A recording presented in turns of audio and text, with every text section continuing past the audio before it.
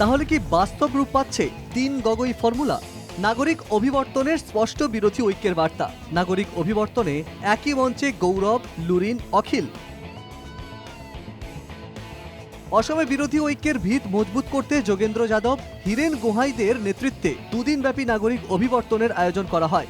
BJP এবং এআইইউডিএফকে বাদ দিয়ে রাজ্যের প্রায় সবকটা দল, সবকটা সংগঠনের প্রতিনিধি উপস্থিত ছিলেন অভিবর্তনে। অভিবর্তনে উপস্থিত ছিলেন রাইজর দলের অন্যতম প্রতিষ্ঠাতা অখিল গগৈ, প্রদেশ কংগ্রেস সভাপতি গৌরব গগৈ এবং অসম জাতীয় পরিষদের লুরিনজ্যোতি গগৈ। সমাবর্তনের পর ৩ গগৈ যা বললেন তাতে ২৬-এর বিধানসভায় যে শক্তিশালী বিরোধী ঐক্য গড়ে উঠছে এটা স্পষ্ট হয়ে গেল জলের মতো।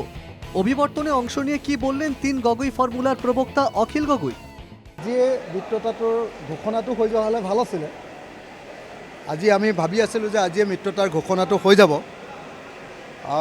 হৈ গ'লে বহুত ভাল আছিলে। মই আজি গোটেই কথাখিনি ক্লিয়াৰ কৰি দিলোঁ ৰাইজৰ দলৰ স্থিতিটো, আমি কেনেকৈ বিচাৰোঁ, কি বিচাৰোঁ। কোনোবাই আমাৰ বিষয়ে উলিয়াই থাকে যে হেৰি আসন বেছিকৈ বিচাৰিছে, সেইকাৰণে অলপ হেৰি হৈছে। আমি যে আসনৰ কোনো প্ৰশ্ন নাই, এইটো আদৰ্শৰ প্ৰশ্ন। আমি যে সকলো লগ লাগিবলৈ উন্মুখ হৈ আছোঁ।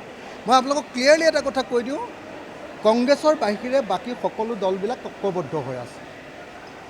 কংগ্ৰেছে যিদিনাই মিত্ৰতা হ'ব বুলি কৈ দিব সেদিনাই মিত্ৰতা হ'ব।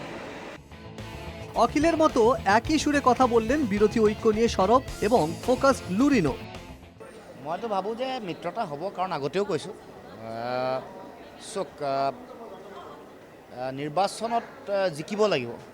জিকিবলৈতো ৰণকৌশলটোৰ কাৰণে প্ৰাৰম্ভিক স্বত্বটোৱে বিৰোধীৰ ভোটটো বিভাজন হ'ব নালাগিব।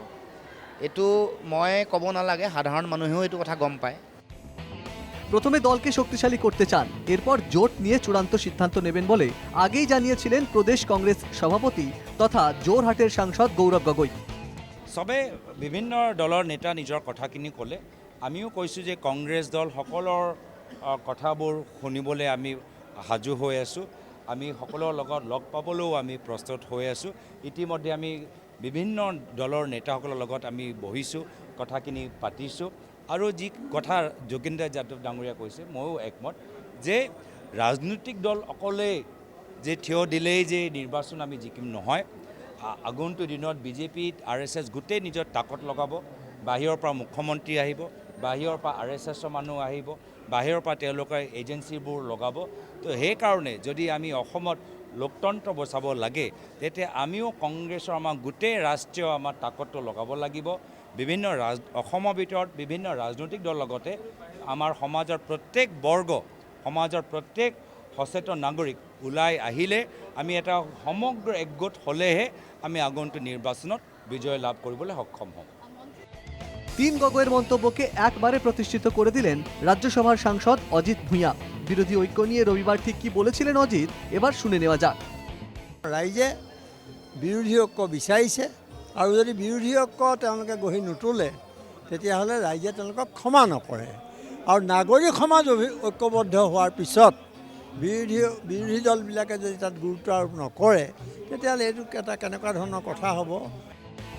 গরু খুঁটি কেলেঙ্কারি, জমি কেলেঙ্কারি সহ বিভিন্ন ইস্যুতে এমনিতেই এই মুহূর্তে প্রবল চাপের মুখে হিমন্ত বিশ্ব শর্মার নেতৃত্বাধীন বিজেপি সরকার।